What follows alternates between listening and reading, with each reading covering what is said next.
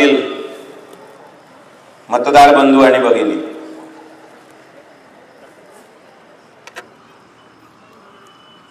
या निवडणुकीमध्ये तर पायलीचे 50 उमेदवार उभे आहेत. मुख्यतः 2-3 आहे. 2-3 मधून तुम्हाला एक चांगला निवडायचा आहे. चांगला कोणता आहे ते सांगण्याची तुम्हाला गरज नाही आहे. स्टेज किती हालते रे.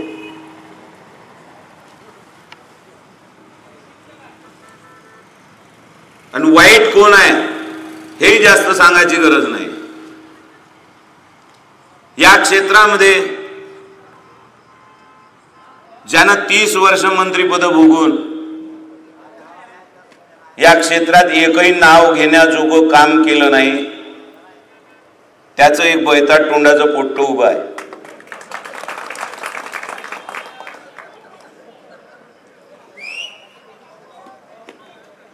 एक माया गावच्या स्टेशनावरचं चोट्ट उभं आहे.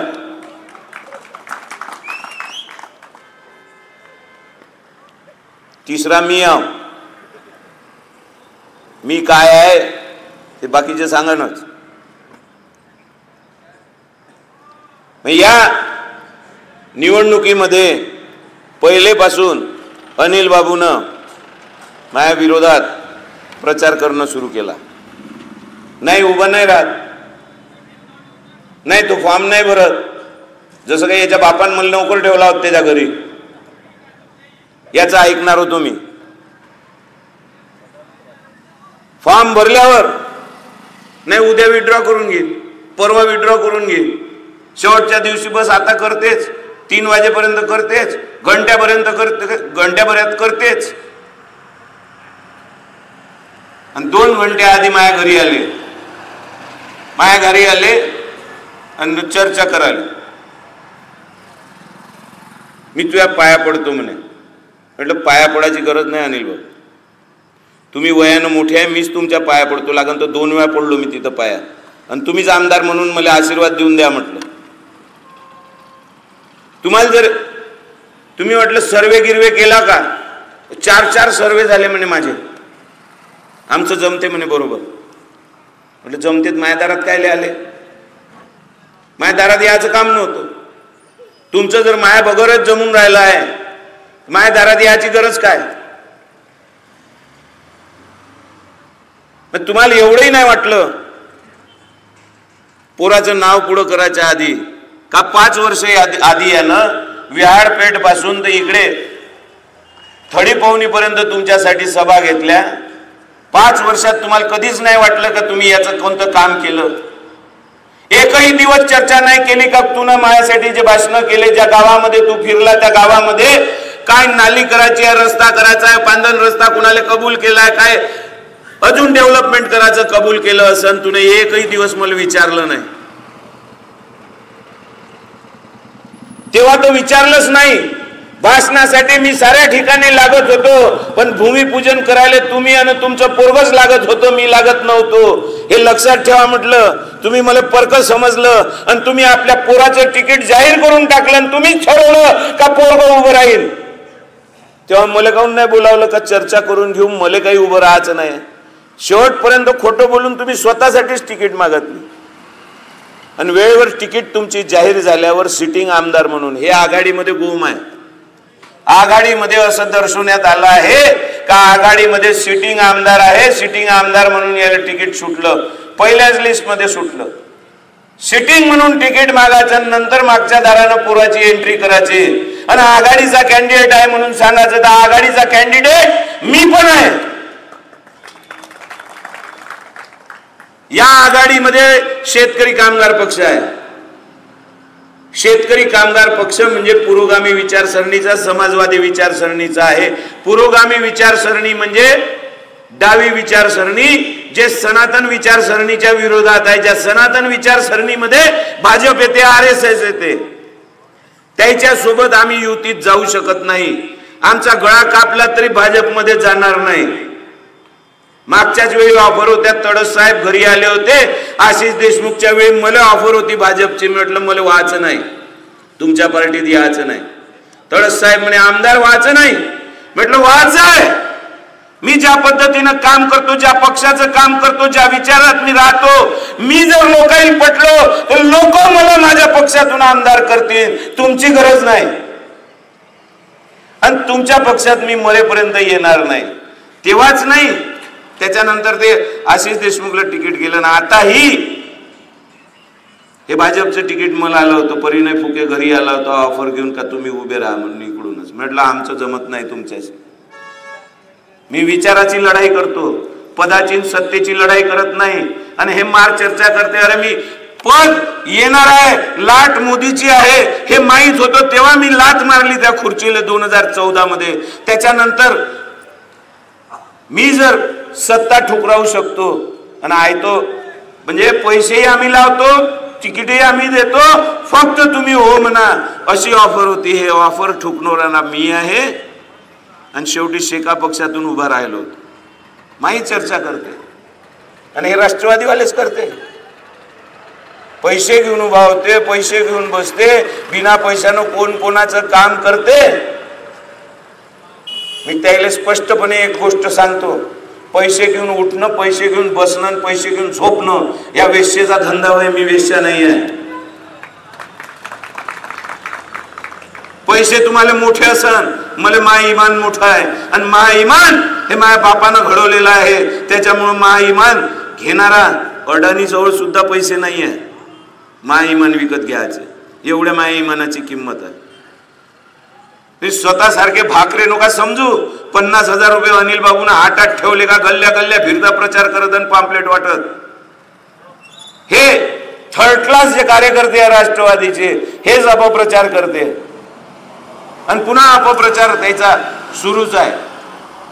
आता नाही, 2 दिवस आधी असं दिसन का ठाकूर निवडून येते तर राहुल भाऊ आम्हालाच मदत करन. काऊन करन तुले मदत? तुला 30 वर्ष निवड नाही पडला म्हणून, भाजला पापड मोडणं नाही झाला म्हणून, होम मिनिस्टर असताना पोलीसही तुले भे नाही म्हणून, नाही तर मला आमदार करून दाखवा, नाही पॅन्टात मुतले पोलीसवाले तर म्हणजे भ्रष्टाचार मला चालत नाही. मला जर तुम्ही आमदार केला तर भ्रष्टाचार मी चालू देणार नाही. 2 नंबरचे धंदे या क्षेत्रामध्ये चालू देणार नाही. न पटवाऱ्याला पैसे खाऊ देईन, न तहसीलदाराला, न एसडीओले. धाक पाहिजे, स्वतःच इमान जागृत पाहिजे तर तुमचा धाक राहते. तुम्ही शेण खान तर त्याला साहेब नाही म्हणा. या अनिल देशमुख पटवाऱ्यालाही साहेब म्हणते. हे काय काम करणार आहे? हे कोणतं काम करून घेणार आहे त्याच्याकडे? तुमचं इमान साफ असलं तर समोरचा भेटे. माहित आहे ना मागचं प्रकरण या कुठे या माझं याच्या पोरीचं काय? त्या पोरीसोबत किराण्यानं केलं ते पोरगी रेल्वे लाईनवर सापडली. माहित आहे ना?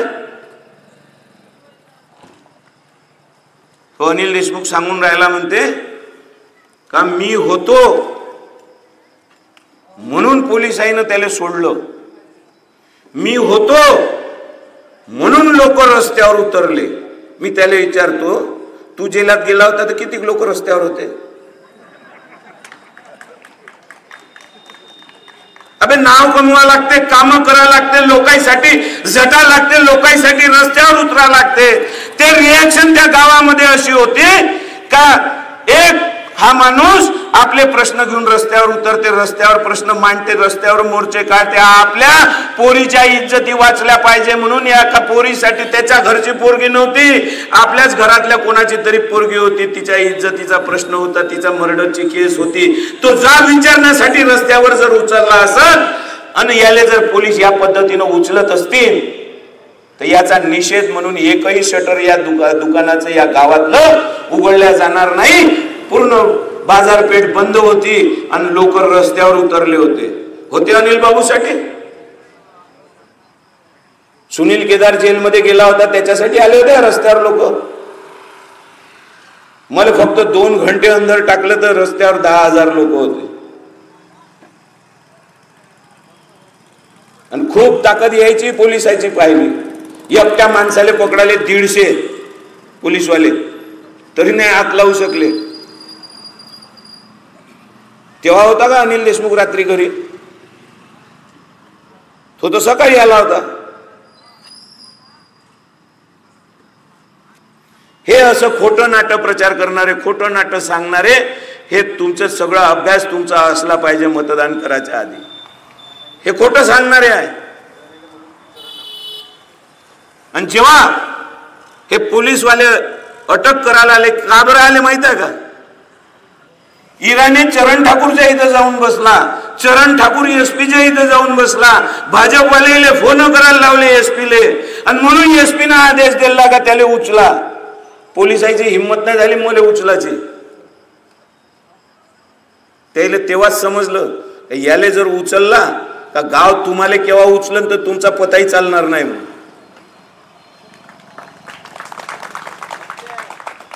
हे थर्ड क्लास माणसं निवडून द्यायचे आहे, ज्याची नेत साफ नाही. ते ठाकूराचं बच्च त्याचं आयुष्य पूर्ण चोरीत गेलं. वॅगन फोडी, सागवान चोरी, चंदन चोरी. तुम्हाला काय वाटतं चोरी सोडली त्यानं? कोण होय तर मला म्हणे इथं आला होता त्या निखिलच्या दुकानात, इच्छाच एक बामण होय, काय नाव आहे त्याचं? शर्मा का काय शुक्ला. महाविद्वान दिसला. म्हणलं तुझ्या शास्त्राला नमस्कार करतो मी. तो वाल्याचा वाल्मिकी झाला म्हणे. मग वाल्मिकीनं 62व्या वर्षी लग्न केलं का? कसा झाला वाल्मिकी? म्हणजे चोराची इतकी तारीफ. बीजेपीचा झेंडा घालून आला होता, दुपट्टा घालून आला होता, त्याला म्हटलं का महाकाम कर, नाही म्हणे तो कामाचा खूपच आहे म्हणे, तो असा विकास करते म्हणे. म्हटलं माहित आहे त्याचा विकास मले. फक्त म्युन्सिपाल्टीच्या 15 वर्षाच्या सत्तेच्या भरोशावर 200-300 कोटीची प्रॉपर्टी त्यानं जमा केली. 90 सर्वे नंबर त्याच्या ठाकूराच्या त्या फॅमिलीच्या नावानं आहे, आणि काही प्रॉपर्ट्या त्याच्या नावानं आहे. अर्ध गाव जरी म्हटलं, अर्ध बाजार जरी म्हटलं तर ठाकूरानं विकत घेतलाय. कोणाच्या? म्युन्सिपाल्टीच्या सत्तेच्या भरोशावर. या म्युन्सिपाल्टीच्या सत्तेच्या भरोशावर अर्ध काटोल जर विकत घेऊ शकते, करा ना आमदार दिले. नाही तुमच्या जमिना घेतल्या इच्छा इकत तर मन जा. विकास म्हणजे हे तुमच्यासाठी थोडी करायचा आहे, स्वतःचा विकास करायचा आहे. माल खायचा आहे, मलिदा खायचा आहे, शेण खायचा आहे. म्हणून यायले फंड आणणे, फंड दाबणे एवढंच समजते. 10% कमिशन खाणं समजते. हे असे चोट्टे हे बदलणार आहे ना. हे शुक्ला कोणता होय तो त्याचा तारीफ करणारा. मी इतका विद्वान माणूसच नाही पाहिला. मी लाज शरम आहे का नाही म्हटलं. मी तुझ्याशी चर्चा नाही करू शकत. मला फक्त एवढं सांगतो का ज्या मनसेनं इराणले शेतकऱ्याचा कोणता तरी सेलचा अध्यक्ष केला आणि त्याच्या शुभेच्छा त्या सुरेंद्र ठाकूरच्या पोरानं बॅनरवर फोटो छापून दिल्या, म्हणजे ठाकूर आणि इराणी एकच आहे. इराणीचे 2 नंबरचे धंदे आहे, सट्टापट्टीचे धंदे आहे, गांजा अफीमचे धंदे आहे. आमचा तिथं वचक आहे म्हणून ते कंट्रोल मध्ये आहे. आम्ही जर इथून सोडसाड करून चाललो गेलो तर भारसिंगीत केव्हा गांजा भेटन, अफीम भेटन ते समजणार नाही. त्याला शुक्लाने म्हटलं म्या बाळ तुझी मायाशी बयस नको करू. ज्या दिवशी तुझ्या बायकोवर किंवा पोरींची छातीवर हात टाकून दुपट्टा कोणी उचलन आणि ओढण तेव्हा आठवण करतो. म्हटलं मी काय बोलून राहिलो तर त्याच्या पाया पडलो. चाय भाव म्हटलं तू. म्हणलं मलाही समजावून सांग का तू वाल्मिकी कसा झाला आणि कसा सत्यवादी आहे. उद्यापासून शेतकरी कामगार पक्ष सोडतो, चरण ठाकूरले देव मानतो, त्याचे पाय धुवत जातो, हार फुलो वाहत जातो. म्हटलं त्याला गाडा साजरा आहे तर म्हणजे मत देताना लाजही नाही वाटत तुम्हाला? ज्याचं कॅरेक्टर ठीक नाही, ज्याचा इतिहास ठीक नाही, मग आता चोऱ्या सोडल्या का? पार म्युन्सिपाल्टी खाणं सुरू आहे. नवीन आयडिया शोधली आहे त्यानं. झाडावर खूप प्रेम आहे त्याचं. पहिले आयते उयते झाडं कापून इकाले भेटे म्हणून पैसे भेटे, म्हणून आता तसं नाही करत. डिवायडरच्या मधात झाडं लावते. 70 रुपयाचं इकत घेते, 700 घेतलं म्हणून दाखवते.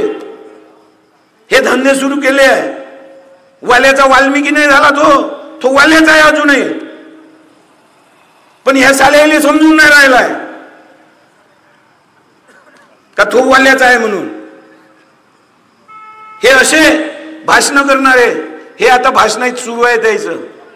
माझ्या चोऱ्या त्यांना फक्त राजकारण आलं म्हणजे दिसतात, मग मी त्यांना म्हणजे इलेक्शन संपल्यावर मला काहीच नाही बोलत. देत जा मला दर महिन्याला 10,000 रुपये, स्टेज लावत जातो, दर महिन्यात शिव्या देत जातो. रोज ऐकायचं असेल तर रोज देत जातो. पैसे दे स्टेजसाठी, एक स्टेज लावायला 5-10 हजार रुपये लागते. हे वर्गणी करतो, इलेक्शन लढवतो, भाडं नाही खात. जे मार राष्ट्रवादीवाले म्हणून राहिले ना शेवटच्या 2 दिवसात पॅक होईल, बॅनर नाही दिसून राहिले बटे, पॅम्पलेट नाही दिसून राहिले बटे. आबे जशी वर्गणी होऊन राहिली तसं तसं छापून राहिलो.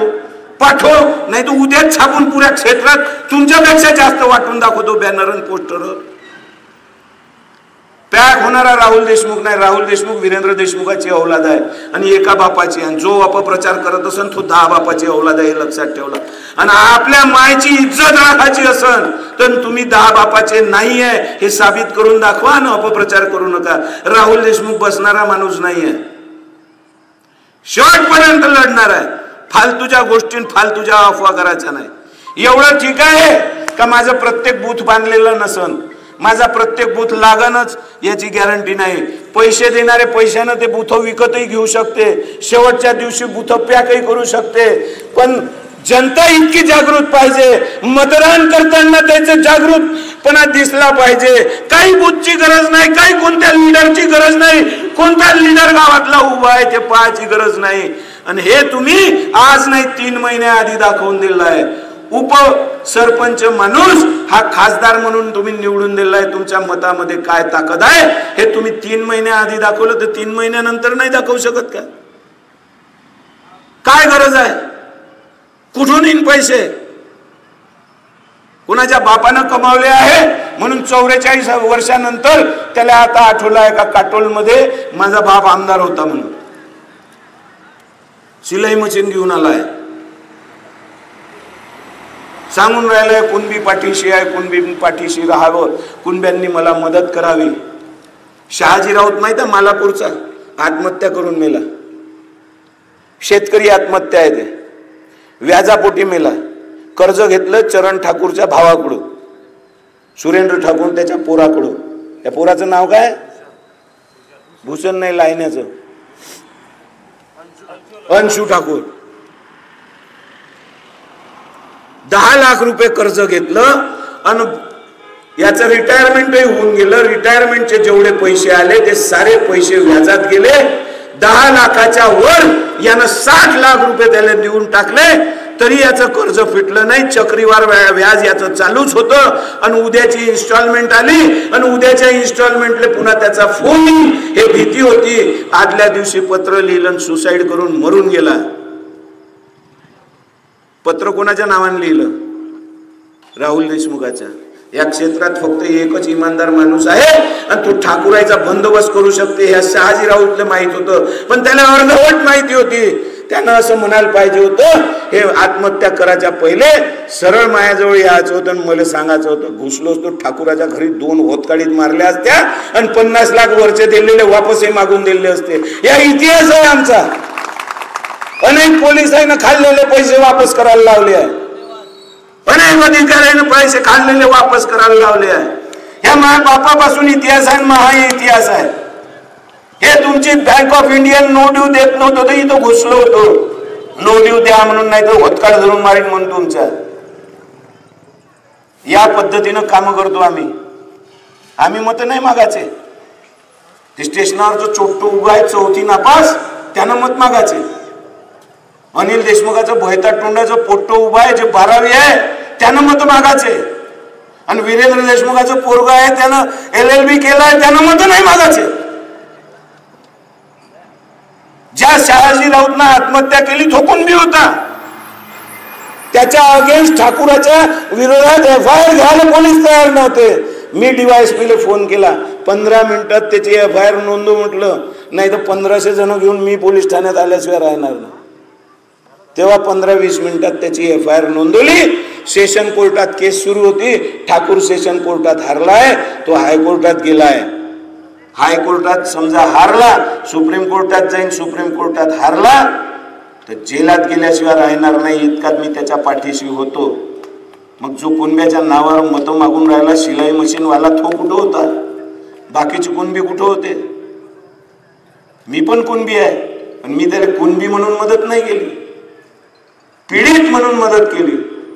जात पात पाहत नसते तुम्ही काम करताना कोणाचीच.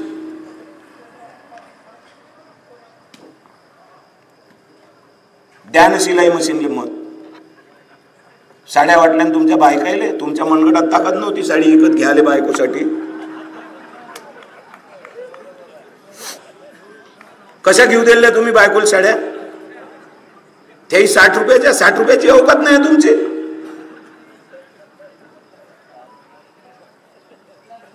आजच नाही घडलं हे. 1995 मध्ये अनिल देशमुखांनी साड्या वाटल्या. 2019 मध्ये तुम्ही जे श्रद्धेनं अनुसया मातेच्या अंगावर साड्या चढवत्या त्या उतरवून चरण ठाकूर नाही 2019 मध्ये साड्या वाटल्या. अनिल देशमुख साड्या वाटते याचे इतिहास आहे. अनिल देशमुख साड्या वाटते, चरण ठाकूर साड्या वाटते, जिचकारचं पोरग साड्या वाटते. अनिल देशमुख दारू वाटते, चरण ठाकूर दारू वाटते, तर ह्याही दारूच वाटणार आहे. शिक्षणच नाही ना, विचारधाराच नाहीये, काय करायचं ठरलंच नाहीये. फक्त बाप आमदार होता म्हणून आमदार व्हायचा आहे. आणि काऊन नाही वाटेल दारू? एकच तर फॅक्टरी उघडली याच्या बापान नागपुरात देशी दारूची. संत्रा आणि भिंगरी माहित आहे ना, त्याचाच ब्रँड होय. ते जानमर जा, त्याच्या काय बापात चालणार आहे? तुम्ही मरा ना, करोडपती तो झालाय त्याच्याच भरोशावर दारूच्या. म्हणून साड्याही वाटू शकते आणि पैसेही वाटू शकते. मग त्याचं बजेटच 15 कोटीचं आहे म्हणते इथं. आणि इलेक्शन कमिशन भाडं झोपून राहिलं. तू आहे का इलेक्शन कमिशन वाला? त्याला ऐकू दे जोबर भाषण मा. भाड्याच्या बैलाले बॅनर उतरवते, कष्टानं लागलेले, वर्गणीनं लागलेले. कोटी रुपये वाटणं सुरू आहे, ते नाही दिसून राहिलं. आश्वासनं देणं सुरू आहे, ते नाही दिसून राहिलं. शेवटच्या दिवशी दारूच्या पेट्या येऊन पडत, ते नाही दिसून राहिलं. हे संजू भाऊनं मगाशी भाषणात म्हटलं का आम्ही तुम्हाला दारू नाही पाजू शकत. काऊन नाही पाजू शकत? पाजणार नाही, तत्वाला पटत नाही. 4 दिन की चांदनी फिरकाली रात, हे इलेक्शन 4 दिवसाचं आहे. तुम्हाला जर एक वेळा सवय लागली दारूची आणि पोरग जर खराब झालं, त्याची तब्येत जर खराब झाली, तो जर मेला, उघड्यावर घर तुमचं पडणार आहे, पोरग तुमचं वाया जाणार आहे.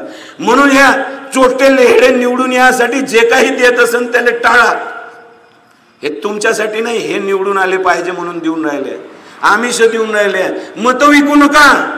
बाबासाहेबांना तुम्हाला मतदानाचा अधिकार मत विकण्यासाठी नाही दिला आहे. अजून 2 भाषण करायचे आहे, इथं संपवतो मी. थोडस काय घेऊ, मत ध्यान तर घेतो, करा हात वरत म्हणून राहिला, त्यांना हात गुंडून ठेवला.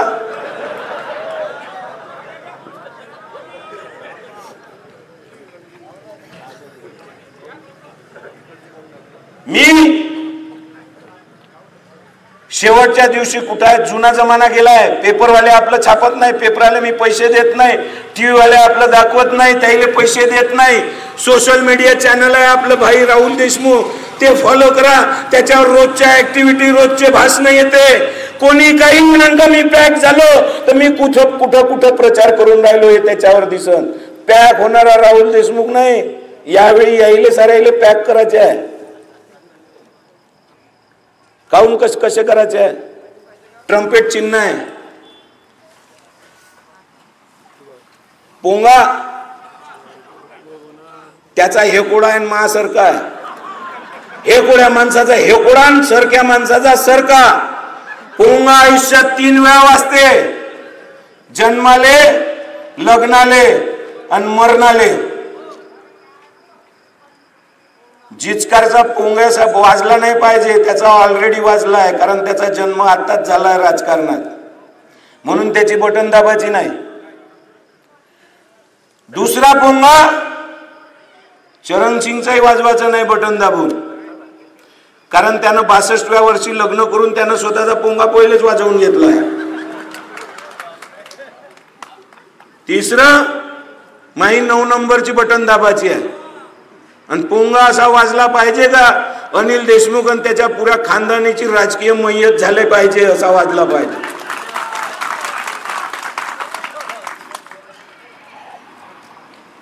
समजलं का नाही समजलं? हे वातावरण खेडोपाड्यामध्ये, मी विहाड पासून, काल विहाड गिहाड साईडला सभा झाल्या, बाजारगाव सभा झाल्या, हे सगळीकडे वातावरण आहे. लोकांना बदल पाहिजे आहे. अनिल देशमुखचं पोरगही नाही पाहिजे आहे, अनिल देशमुखही नाही पाहिजे आहे, त्याचं थुतकाळही पाहायचं नाही आहे, आणि ठाकूरही नाही पाहिजे आहे. 14 मध्ये आणि 19 मध्ये जे भाजपची लाट होती ते लाट आता विरली आहे आणि त्या भाजपलाही प्रतिसाद भेटून नाही राहिला, कारण त्यानं लाडली बहीण योजना आणली आहे. लाडली बहीण योजनामध्ये 1500 रुपये दिले आहे ऍडव्हान्स मध्ये, ते 3 महिन्याचे ऍडव्हान्स मध्ये दिले आहे. तो ऍडव्हान्स होय मतदानाचा, आणि इलेक्शन कमिशन भाड झोपून राहिला आहे. आम्ही जर 500 रुपये दिले इलेक्शन कमिशन पकडून घेईन, देत नाही, तत्वाल बोटत नाही म्हणून देत नाही आपण, पण वाटणारे वाटते, ते दिसते यायले, ते त्याकडे काना डोळा करते. पण हे जे ऍडव्हान्स मध्ये बँकेतून आलेले आहे 3 महिन्याचे आधीच जमा झाले, एकाचा जर हिशोब लावला 1500 रुपये, तर जेवढे लाभार्थी आहे त्या लाभार्थ्याचे पैसे होते 45,000 कोटी.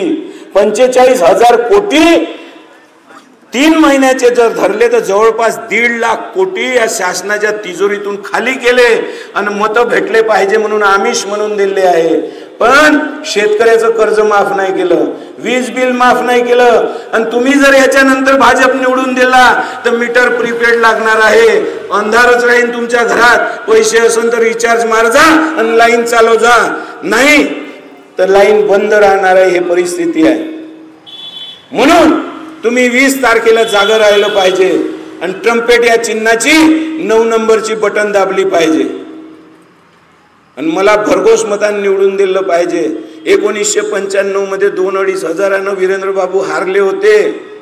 पुन्हा हे पस्तावाची पाळी नाही आली पाहिजे. एक सोय कामाला लागा, कार्यकर्त्याची वाट नका पाहू, बॅनर लागाची वाट नका पाहू, चिन्ह सगळ्यालाच माहित आहे. भाषण ऐकायचे असेल तर ऑनलाईन ऐका, पण कोणाच्या चाटीत जाऊ नका. निवडून येणार आहे, लाट कोणाचीच नाही आहे. चेहरा नवीन पाहिजे म्हणून चेहरा शिलाई मशीन नाही आहे, काम करणार आहे. समजलं का मोरेश्वर?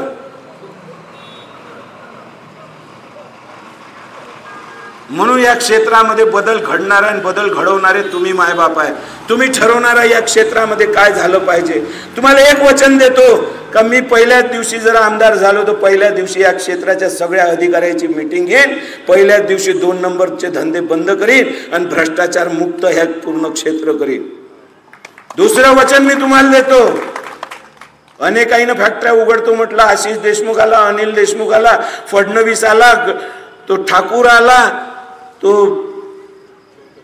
गडकरी आला, साऱ्यानं म्हटलं फॅक्टऱ्या उघडतो, उघडल्या कोणीच नाही. संत्रा प्रक्रिया कारखाना वीरेंद्र देशमुख आमदार असताना सभागृहामध्ये प्रश्न मांडले तेव्हा संत्रा प्रक्रिया कारखाना उघडला, आणि तोही या गडकरीच्या बच्चाने ऐकला. पूर्ण इतिहास बाकीच्या भाषणात ऐकून घे जा, हे तुमचे कैवारी नाही. म्हणून दुसरा शब्द देतो, शेतकऱ्याच्या मालाचं नुकसान नाही झालं पाहिजे, म्हणून शेतकऱ्याच्या मालाचा व्यवस्थित भाव भेटला पाहिजे, म्हणून शेतमालाचा ज्याच्यावर प्रक्रिया करण्याचा कारखाना एक तरी उघडण्याचा प्रयत्न करीन, जेणेकरून या क्षेत्रातले जेवढे तरुण बेरोजगार आहेत त्यांना नोकरी देण्याचं कामात करण्याचा प्रयत्न मी करणार आहे. मला माहित आहे मी खोटं बोलत नाही, मी शब्द बिलकुल सांभाळून वापरतो, दारू पिऊन मी भाषण देत नाही, प्रयत्न करीन हे म्हणून राहिलो. तिसरा बंदोबस्त करीन तुमच्या रोह्याचा आणि डुकरायचा. अक्कल नाही आहे त्याला जे सत्तेत होते. या गडकरीचा बच्चा सांगते सोलार कंपाऊंड तुमच्या शेतीला करा. अबे आमच्या शेतीला काऊन करू जनावर तुझ्या मालकीचं, जंगल तुझ्या मालकीचं, ते जनावर जंगलातून बाहेर नाही आलं पाहिजे ह्याच्यासाठी कंपाऊंड तू कर. येणाऱ्या काळामध्ये येणार आहे का नाही येणार आहे? मग विदर्भात एकच लाल बावट्याचा राहील तर मी मंत्री नाही होणार का? मग फंड तुमचे काम करणं सत्तेमध्ये खूप सोपं जाते. म्हणून आपली बुद्धी जागृत ठेवा आणि मतदान करा एवढी विनंती करतो आणि माझे 2 शब्द संपवतो. धन्यवाद.